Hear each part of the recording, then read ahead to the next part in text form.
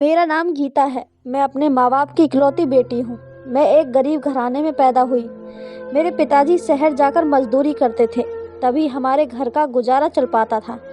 पापा के पास थोड़ी सी ज़मीन भी थी, लेकिन बैलों का जोड़ा न होने की वजह से ये ज़मीन का टुकड़ा बंजर पड़ा था।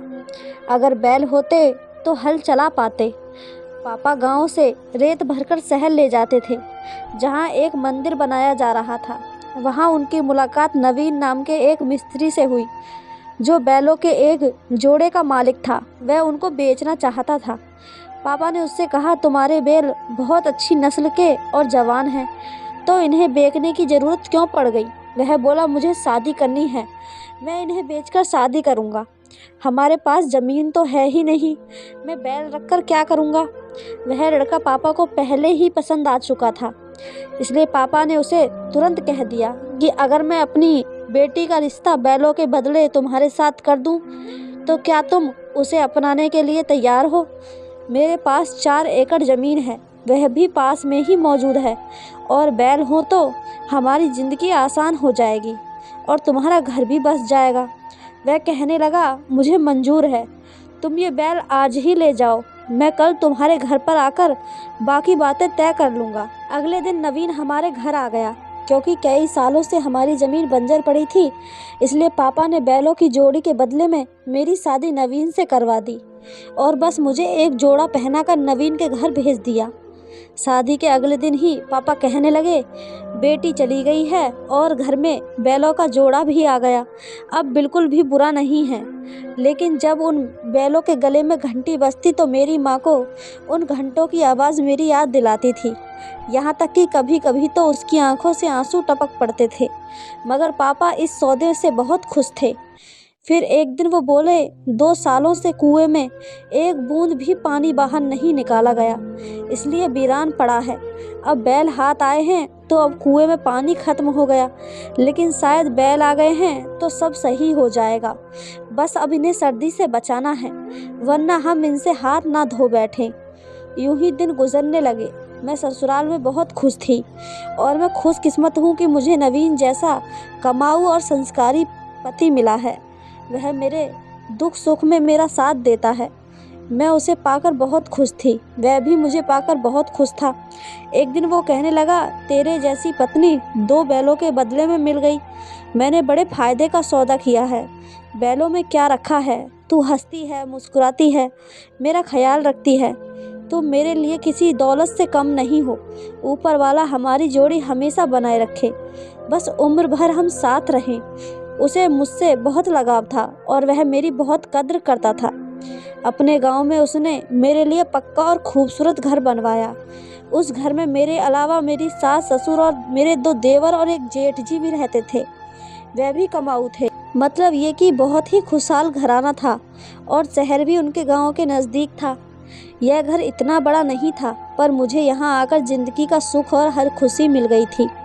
पति अच्छा हो, प्यार करने वाला हो तो औरत को और क्या चाहिए।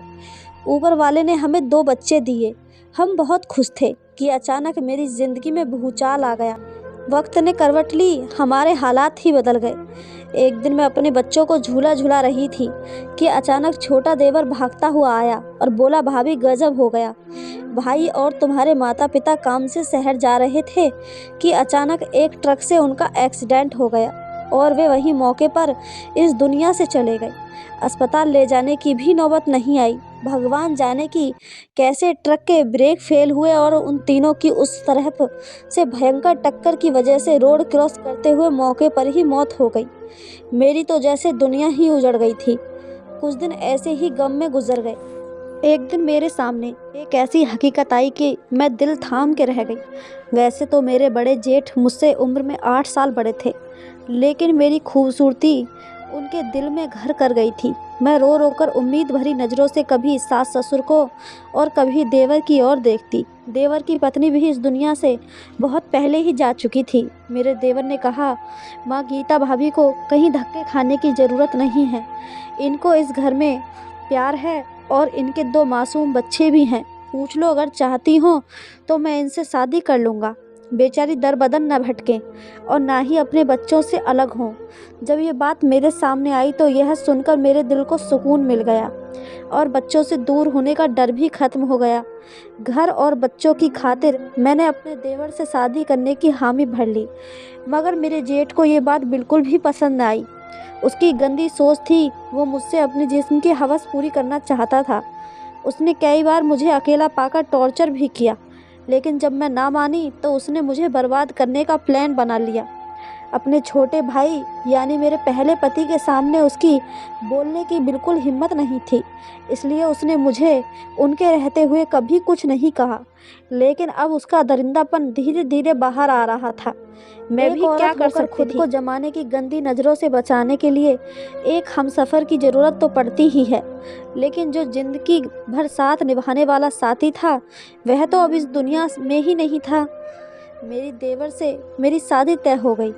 दिन में पूजा मंडप सजाया गया, लेकिन जैसे ही फेरों का वक्त हुआ तो गांव का सरपंच पुलिस के साथ दौड़ते हुए आया और मेरे देवर यानी मेरे होने वाले पति पर इल्ज़ाम लगा दिया कि उसने सरपंच के घर में घुसकर चोरी की है।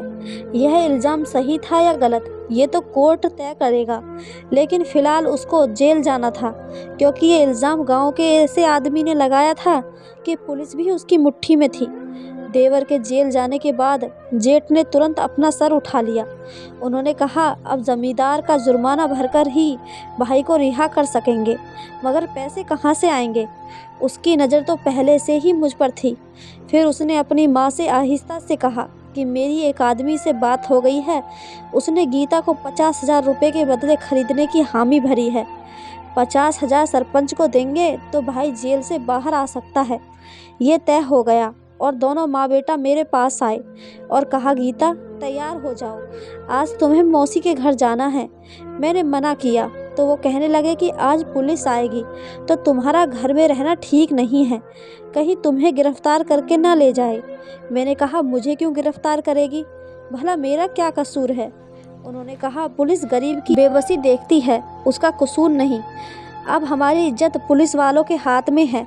मैं बेचारी भी उनके डराने से जाने के लिए राजी हो गई। मैंने उनसे कहा, बच्चों को भी साथ ले चलो। बोले, नहीं, उन्हें यहीं रहने दो, वहाँ मौसी तंग हो जाएंगी। जब मैं अकेले चलने लगी तो मेरा दिल ज़ोर ज़ोर से धड़कने लगा, लेकिन मैं कर भी क्या सकती थी, उनके कब्ज़े में जो थी। हम शाम को साथ वाले गांव में पहुँचे तो मैंने कुछ मर्दों को देखा जो हमारा पहले से ही इंतज़ार कर रहे थे। मैंने कहा, ये कौन है? तो वह बोला, तेरा सौदा कर दिया गया है, अब तुमको इनके साथ जाना है, अब तुम इनकी अमानत हो। अगर हम सरपंच का जुर्माना नहीं देंगे तो वह हम सबको अंदर करवा देगा। मैंने कहा, जालिमो, मेरे बच्चों का तो सोचा होता। वह बोला, तुम बेफिक्र हो जाओ, वह हमारे भी बच्चे हैं, उन्हें कोई तकलीफ़ नहीं होगी, अब तुम जाओ। यह सुनकर मैं रोने लगी। मैं अपने जेठ के पाँव में पड़ गई। मुझे भी ले चलो, मैं मेहनत करके तुम लोगों को पैसे दे दूंगी। मगर उस जालिम ने मेरी एक न सुनी और मुझे उनके हवाले करके चला गया। मैं बिलख बिलख कर रोने लगी, लेकिन उसे मुझ पर कोई रहम न आया और जल्दी से मुझसे पाँव छुड़ाकर चला गया। तभी खरीदार कहने लगा, गीता तुम रो मत, मैं तुम्हें कोई तकलीफ़ नहीं दूंगा।